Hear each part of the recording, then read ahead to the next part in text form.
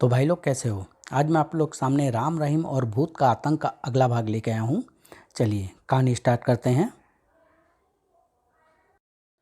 राम राम राम, इस बिद्दी से छोकरे की इतनी मजाल कि यह हम पर इतना बड़ा इल्ज़ाम लगाए। इंस्पेक्टर, यह सरासर हमारा अपमान है। बिना किसी सबूत, बिना किसी आधार के हम सब पर इतना बड़ा इल्ज़ाम। नाराज मत होइए मिस्टर भागरू, मैं आप लोगों से कोई मजाक या बकवास नहीं कर रहा।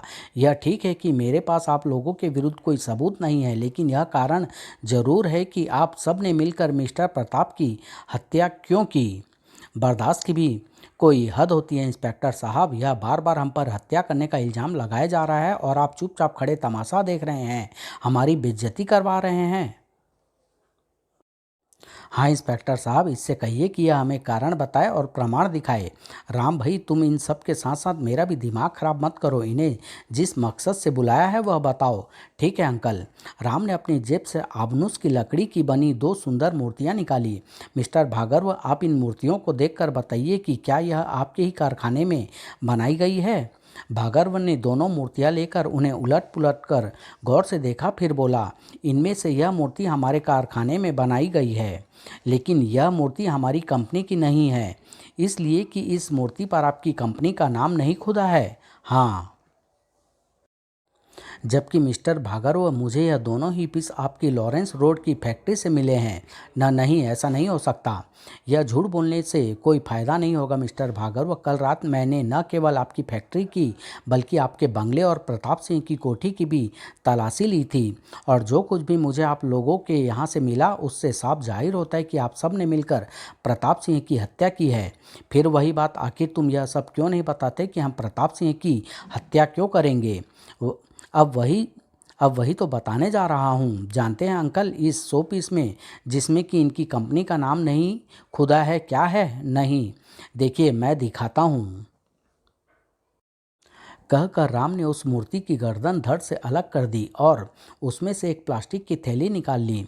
अब देखिए अंकल, इस थैली में ब्राउन शुगर है, यानी स्मैक। इस जहर को ये लोग इन शोपीस में भरकर देश के कोने कोने में पहुंचाते हैं, और यही जहर प्रताप सिंह की मौत का कारण बना। Oh no! भागरवादी के चेहरे बूझ से गए। अंकल, मिस्टर प्रताप सिंह यह नहीं जानते थे कि उनका पार्टनर कंपनी की आड़ में इस तरह का गैर कानूनी काम कर रहा है, और इस काम में उनका साला यानी अशोक भी उनका साथ दे रहा है। और जब उन्हें इस बात का पता चला तो उनका क्रोध इन दोनों पर टूट पड़ा। बस वहीं से वह इन दोनों के मार्ग का कांटा बन गया, और इस कांटे को इन सब ने योजनाबद्ध तरीके से मंगलवार की रात को दूर कर दिया जब वे मुंबई जा रहे थे। मैं कहता हूँ, यह सब क्या बकवास है। इस बात का क्या प्रमाण है कि तुम जो कह रहे हो वह सच है। राम ने इंस्पेक्टर शर्मा से भागर्व के पते वाला कागज लिया। मिस्टर अशोक, यह कागज का टुकड़ा जिस पर तुमने अपने हाथ से भागर्व का पता लिखकर प्रताप सिंह के पर्स में रखा था, प्रताप सिंह की हत्या और मेरी बात की पुष्टि करता है। गौर से देखिए, यह आपकी ही लिखाई है ना। वो मैं घबरा गए। खैर सुनिए, मैं बताता हूँ कि यह पता आपने क्यों प्रताप सिंह की जेब में रखा था। आप यह चाहते थे कि प्रताप सिंह की लाश की जल्द से जल्द शिनाख्त हो जाए और पुलिस मिस्टर भागर्व के पास पहुंच जाए, ताकि भागर्व के बयान पुलिस के तमाम संदेह को दूर कर दें। आपकी और मिस्टर भागर्व की योजना यह थी कि प्यारे या हरि सिंह सुबह प्रताप सिंह द्वारा आत्महत्या की सूचना पुलिस को दें, लेकिन इन दोनों के भयभीत होकर भाग जाने के कारण आप दोनों की योजना गड़बड़ा गई, और संयोग से मैं और रहीम गेस्ट हाउस पहुंच गए और एक नया खेल शुरू हो गया। हाँ, यदि बुधवार को ही पुलिस का प्रताप सिंह की मौत का पता चल जाता तो शायद आप लोगों की योजना सफल हो जाती। मैं कहता हूँ यह सब बकवास है मिस्टर भागर्व। आपके गुनाहों का सबूत तो यह ब्राउन शुगर ही काफ़ी है। बाकी आप लोगों ने प्रताप सिंह की हत्या कैसे की, यह आप स्वयं को बता दे तो अच्छा होगा, वरना हमें आप जैसे लोगों का मुंह खुलवाना अच्छी तरह आता है। भागर्व के पसीने छूट पड़े। मुझे कुछ नहीं मालूम। तभी हवा का एक तेज झोंका कमरे के भीतर आया और खिड़की व दरवाजे बुरी तरह बज उठे। ठीक 12 बजे। ओह, यह तेज हवा कैसी! तभी बत्ती चली गई और उसी के साथ अशोक की चीख पूरे कमरे में गूंज उठी। आई! अशोक, अशोक, क्या हुआ तुम्हें? तभी कमरा प्रकाश से नहा उठा। हे भगवान, यह अशोक को क्या हो गया? भभूत! वाट! अशोक, यह तुम्हें क्या हो गया? मैं अशोक नहीं, प्रताप सिंह हूँ हत्यारो। मैं तुम सबका खून पी जाऊंगा। बाप बाप रे, नहीं। बोल कमीनी बोल, और इन सबको बता कि तुम तीनों ने मेरी हत्या किस तरह की थी। आई बचाओ। अशोक छोड़ दो इसे, वरना मैं तुम्हें गोली मार दूंगा। नहीं अंकल, गोली मत चलाना। लेकिन यदि उसे रोका ना गया तो वो उसे जान से मार डालेगा। ऐसा कुछ नहीं होगा अंकल, बस आप चुपचाप तमाशा देखते जाइए। बोल कमीनी, तू इंस्पेक्टर को सब कुछ बताई गया मैं तेरा खून पी जाऊं। आह नहीं नहीं, मुझे मत मारो, मैं सब कुछ सच सच बता दूंगी। तो चल जल्दी बता सब कुछ। माधुरी ने सुबकते हुए कहना आरंभ किया। राम ने ठीक ही कहा है। जब प्रताप को यह पता चला कि उनकी फैक्ट्री से 100 पीसों द्वारा ब्राउन शुगर देश के कोने कोने से भेजे जाती है और इसमें भार्गव और अशोक का हाथ है, तो वो क्रोध से पागल हो उठे। घर पहुंचकर उन्होंने अशोक की खूब पिटाई की। हरामजादे, कमीने, विश्वासघाती, जिस थाली में खाता है उसी में छेद करता है। आज मैं तुम्हें जिंदा नहीं छोड़ूंगा। उफ, मुझे माफ़ कर दीजिए जीजा जी, अब मैं ऐसा गंदा काम फिर कभी नहीं करूँगा। हरगिज़ माफ़ नहीं करूँगा। मैं तुम्हें और भार्गव को पुलिस के हवाले कर दूँगा। तब मुझसे रहा नहीं गया। मैं कहती हूँ छोड़ दीजिए इसे। इसने थोड़ा सा गलत काम कर दिया तो क्या आप इसकी जान ही ले लेंगे। मैं कहता हूँ छोड़ो मेरा हाथ। हरगिज नहीं, मैं आपको मनमानी नहीं करने दूंगी। परे हट कमीनी। आह, बड़ी सती सावित्री बनती है कमीनी औरत। लेकिन मैं तेरे भाई के साथ साथ तेरे बारे में भी सब कुछ जान चुका हूँ। सुनो, तुम दोनों की भलाई इसी में है कि आज शाम तक यह घर छोड़ दो, वरना मैं तुम सबको पुलिस के हवाले कर दूंगा। फिलहाल मैं उस सुअर भागर्व से निपटने जा रहा हूँ। आज मैं उससे फैसला करके ही रहूँगा। लेकिन हमने उनके घर से जाते ही भागर्व को फ़ोन करके घर पर बुला लिया और उन्हें सारी बात बता दी। अब पानी सर से ऊपर निकल चुका है, अतः प्रताप को हमें अपने मार्ग से हटाना ही होगा, वरना एक दिन हम सब जेल की सिकचों के पीछे होंगे। लेकिन यह काम हमें जल्द से जल्द करना होगा। वह हमें शाम तक का समय देकर गया है। सुनो, कंपनी के काम से प्रताप आज रात की फ्लाइट से मुंबई जा रहा है और आज आज की रात ही फिर हम सब ने मिलकर एक भयानक योजना बना डाली। हमारी योजना प्रताप को रास्ते में ही कहीं खत्म करने की थी और संयोग से उस शाम बारिश बड़ी जोर से शुरू हुई थी, अतः प्रताप को इसी गेस्ट हाउस की शरण लेनी पड़ी। वह तो गेस्ट हाउस चला गया, अब क्या करें।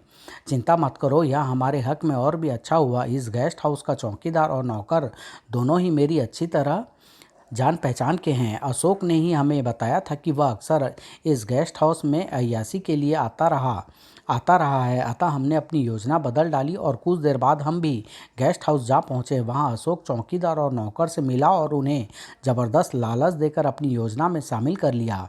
तुम दोनों अच्छी तरह समझ गए ना। बिल्कुल अशोक बाबू, बिल्कुल समझ गए। तो लो अपना इनाम, पियो और जियो। हरी और प्यारे लाल शराब पीने में डूब गए और हम उस कमरे में पहुंचे जहां प्रताप सिंह गहरी नींद सोया हुआ था। हमने अपनी योजना अनुसार चुपचाप फांसी का फंदा तैयार किया और नहीं, आह, जब प्रताप ने पूरी तरह दम तोड़ दिया तो हम उसी समय वहां से वापस लौट पड़े। चलो, हमारी योजना अनुसार प्यारे और हरी ने अगले दिन सुबह ही पुलिस को सूचना देनी थी, लेकिन सुबह दोनों ही लाश देखकर इतनी बुरी तरह घबरा गए कि गेस्ट हाउस छोड़कर भाग खड़े हुए। आगे की सारी बात तो आप जानते ही हैं। हाँ, अब यह मामला शीशे की तरह साफ है कि तुम पांचों ने मिलकर ही प्रताप सिंह की हत्या की है और मैडम माधुरी का यह बयान इन्हें फांसी के फंदे तक पहुंचाने के लिए काफ़ी है। राम की बात सुनते ही अशोक के भीतर मौजूद प्रताप सिंह की आत्मा बुरी तरह चीख उठी। नहीं, आप कहना क्या चाहते हैं प्रताप सिंह? हाँ, मैं यह कहना चाहता हूँ कि कानून इन्हें सज़ा नहीं दे पाएगा। अदालत इन्हें साफ बरी कर देगी, क्योंकि पोस्टमार्टम की रिपोर्ट के अनुसार मैंने आत्महत्या की है और अदालत में ये लोग अपने जुर्म से साफ मुकर सकते हैं। अतः इनके जुर्म की सज़ा मैं इन्हें स्वयं अपने हाथों से दूंगा। इतना कहकर अशोक ने अपनी जेब से रिवॉल्वर निकाल लिया। फिर इससे पहले कि कोई कुछ समझ पाता, धाएं। मिस्टर अशोक रुक जाओ, मैं कहता हूँ रिवॉल्वर फेंक दो। धाएं धाएं। इन चारों को इनके किए की सज़ा मिल गई। अब इस शैतान की बारी है। धाएं। Oh no.